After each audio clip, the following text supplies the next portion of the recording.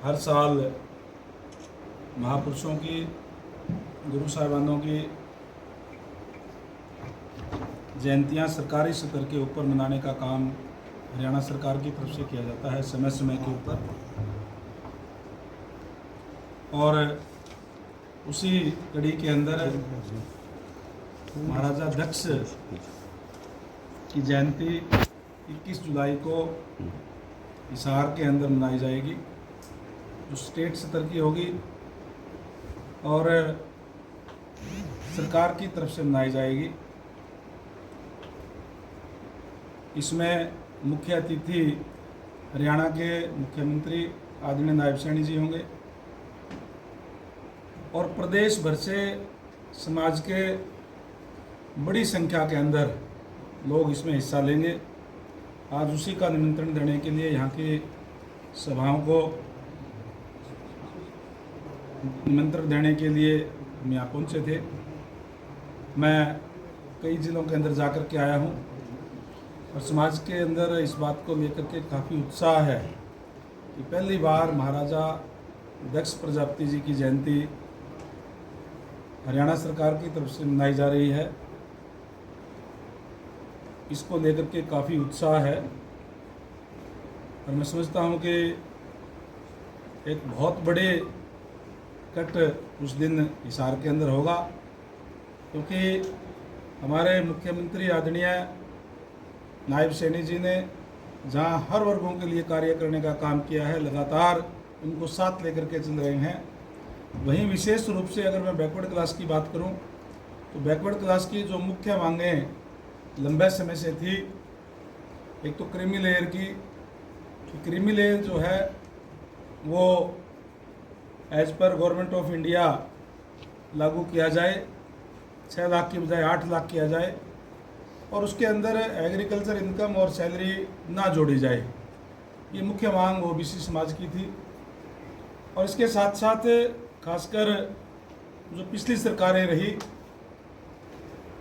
Bharatiya Janata party की सरकार बनने से पहले ही, और उस सरकार के समय में सबसे ज़्यादा अन्याय अगर किसी एक वर्ग के साथ हुआ तो बैकवर्ड क्लास के साथ हुआ, उसमें भी खासकर जो मोस्ट बैकवर्ड है उसके साथ। क्योंकि जो मोस्ट बैकवर्ड के जो लोग हैं उनके पास ना तो राजनीतिक लोग ज़्यादा होते हैं, राजनीति में आगे नहीं है, और ना ही उनके पास पैसा है।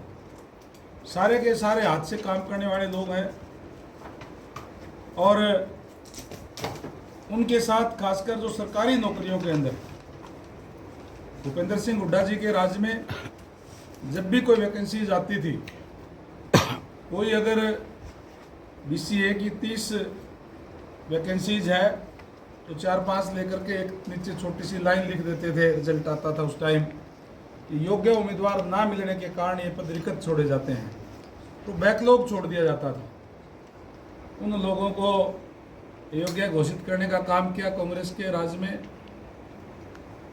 जो लोग जन्मजात स्किल्ड होते हैं, सारे हाथ से काम करने वाले लोग हैं, चाहे कोई कारपेंटर का काम करता है, कोई लोहे का काम करता है, कोई कपड़े सिलने का काम करता है, कोई बर्तन बनाने का काम करता है, यानी सारे के सारे हाथ से काम करने वाले लोग हैं।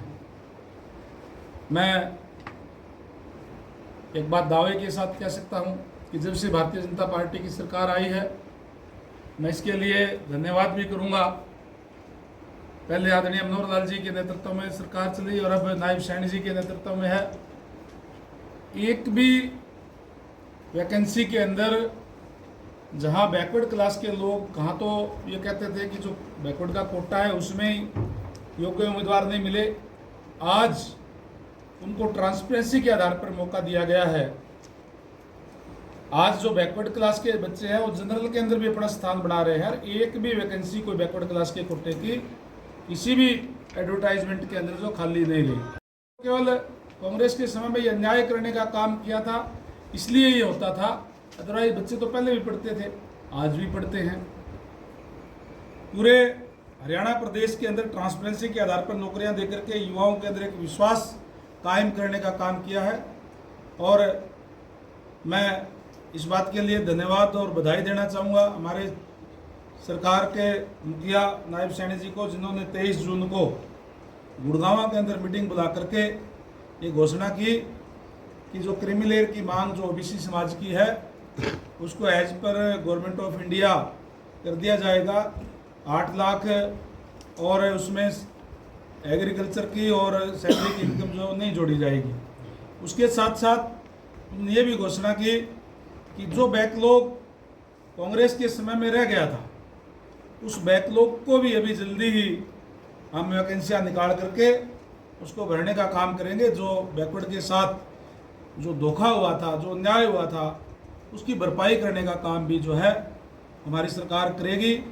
और इसके साथ साथ जो HKRN की भर्ती है उसके अंदर भी 27% कोटा ओबीसी का होगा। तमाम घोषणाएं करने का काम किया, जिससे आज समाज के अंदर, बैकवर्ड समाज के अंदर बहुत बड़ा उत्साह है। और मैं समझता हूं कि बड़ी संख्या में 21 जुलाई को आकर के नायब सैनी जी का धन्यवाद भी करेंगे और महाराजा दक्ष जयंती मनाने का काम करेंगे। और इसके अलावा भी हम एक बहुत बड़ी रैली करके पूरे बैकवर्ड समाज की नायब सैनी जी का इसके लिए आभार प्रकट करेंगे, उनका धन्यवाद करेंगे कि जो लंबी मांग जो बैकवर्ड क्लास की थी उसको पूरा करने का काम नायब जी ने करने का काम किया है।